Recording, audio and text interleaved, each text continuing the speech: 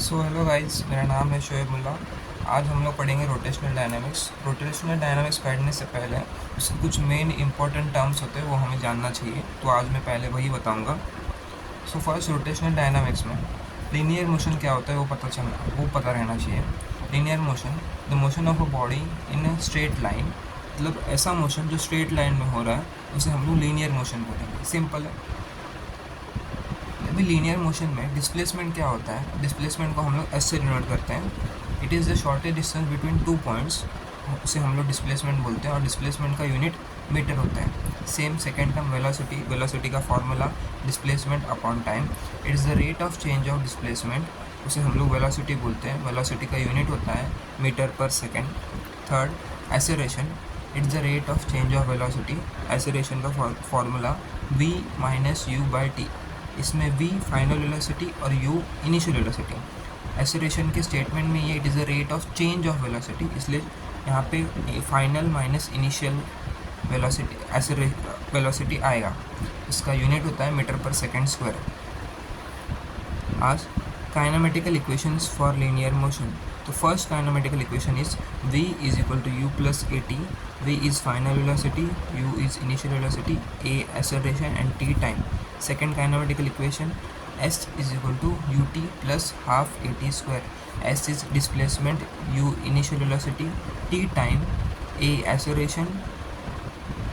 Third kinematical equation, v square minus u square equals to 2as. ये है तीन kinematical equations for linear motions. ये kinematical equations हैं for linear motions. तो हम लोग सर्कुलर मोशंस पढ़ेंगे।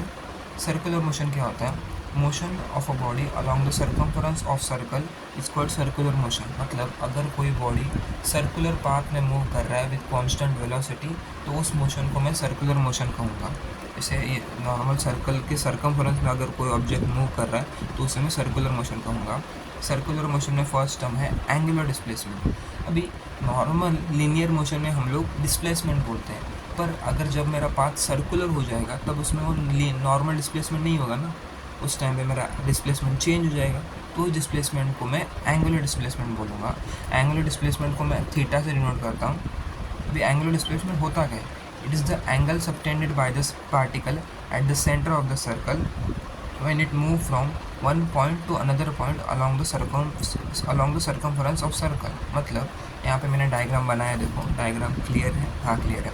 मतलब मेरा ऑब्जेक्ट अभी ए से बी पोजीशन पे जा रहा है, तो इसने कुछ ना कुछ एंगल सबटेंड किया है ना ओ से। ओ के रिस्पेक्टिव में इसने कुछ ना कुछ एंगल सबटेंड किया है थीटा। तो इस थीटा को मैं एंगुलर डिस्प्लेसमेंट बोलूँगा।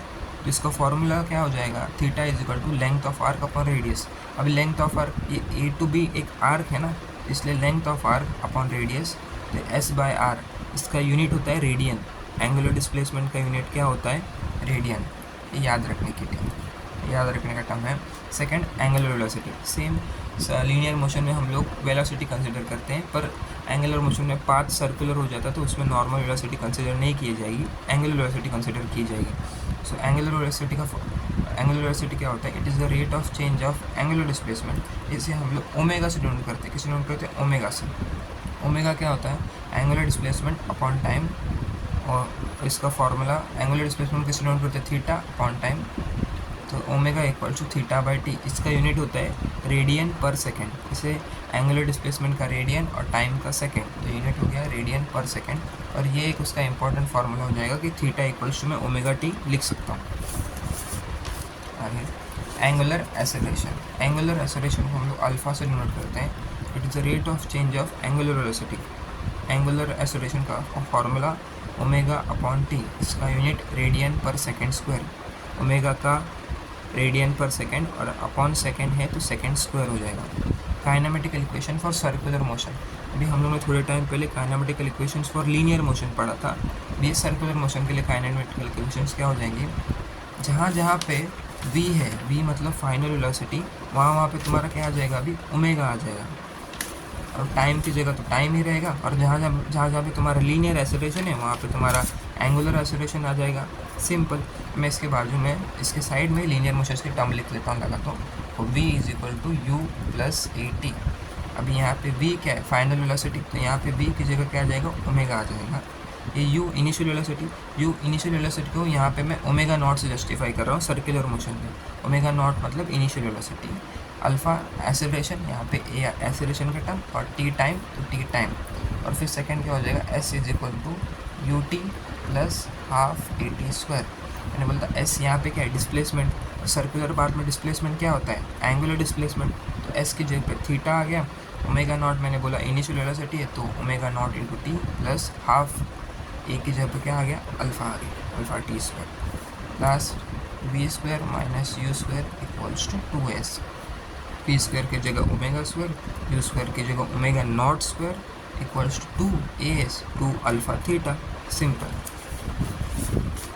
इसके आगे क्या है, relation between linear displacement and angular displacement. ये टर्म इंपॉर्टेंट है रोटेशन डायनामिक्स पढ़ने से पहले, क्योंकि ये जो एंड रिजल्ट है ये हमें हर बार याद रखना पड़ता है, तो ये टर्म याद रखनी चाहिए।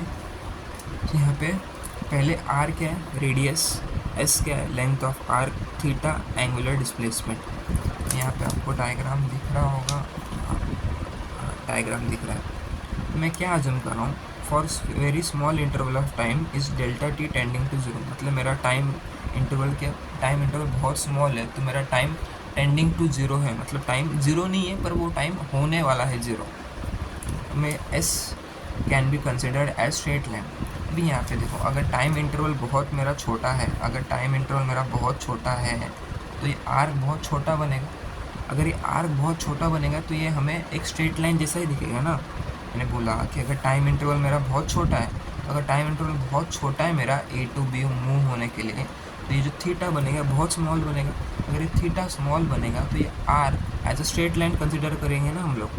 इसलिए इसमें जो एस है, तो जो डिस्प्लेसमेंट है वो आर्क नहीं होगा, वो एक स्ट्रेट लाइन कंसिडर किया जाएगा। तो theta is equal to S by r, जो एंगुलर डिस्प्लेसमेंट का फॉर्मूला होता है ना, एस बाय आर। तो एस इज इक्वल टू क्या आ जाएगा, आर इंटू थीटा। हमें क्या चाहिए था, relation between linear displacement and angular displacement मिला ना, relation between linear displacement and angular displacement. ये इंपॉर्टेंट है, इसे अपने मार्जिन के ऊपर लिख लेना बुक के।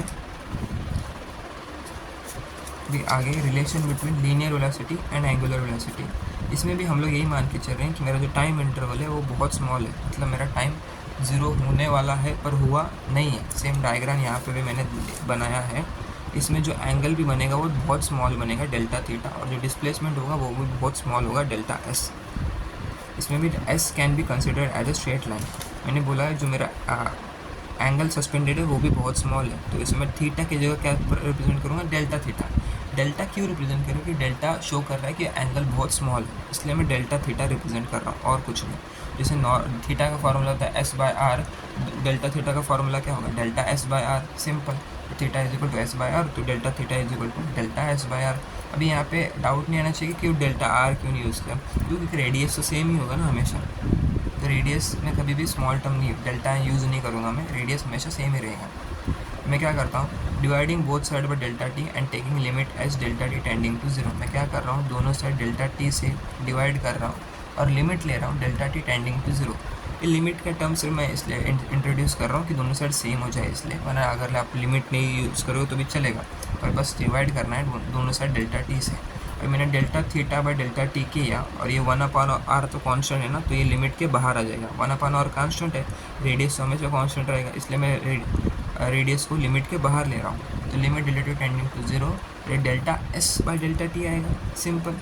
ये फिर से डाउट आ रहा है तो मैं बता देता हूँ। मैं क्या कर रहा हूँ, दोनों साइड डेल्टा टी से डिवाइड कर रहा हूँ, तो यहाँ पे delta theta by delta T आएगा, और यहाँ पे delta S by delta T आएगा। क्यों कि आर तो हमेशा कांस्टेंट रहेगा ना, तो आर को मैं क्या कर रहा हूँ, बस लिमिट के बाहर ले रहा हूँ, इसलिए मैं लिमिट यहाँ पे पुट कर रहा हूँ। मुझे आर को बाहर जाते हुए दिखाना है, इसलिए मैं यहाँ पे लिमिट पुट कर रहा हूँ।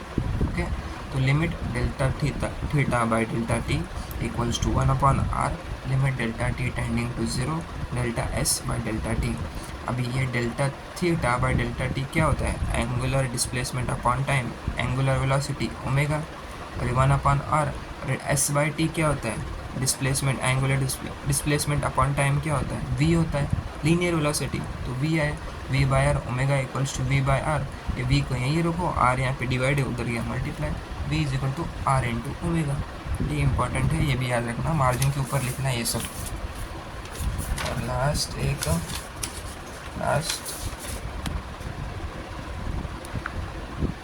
Last relation between linear acceleration and angular acceleration. भी हम लोग ने लास्ट में linear velocity and angular velocity का किया था, तो हमें ये इक्वेशन आया था v is equal to r into omega.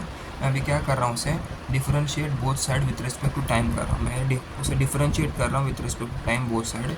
तो यहाँ पे क्या आएगा, d we by D t आएगा इक्वल्स टू, मैंने बोला रेडियस हमेशा कॉन्स्टेंट है तो डिफरेंशिएशन के बाहर आएगा, तो R into D omega by D T.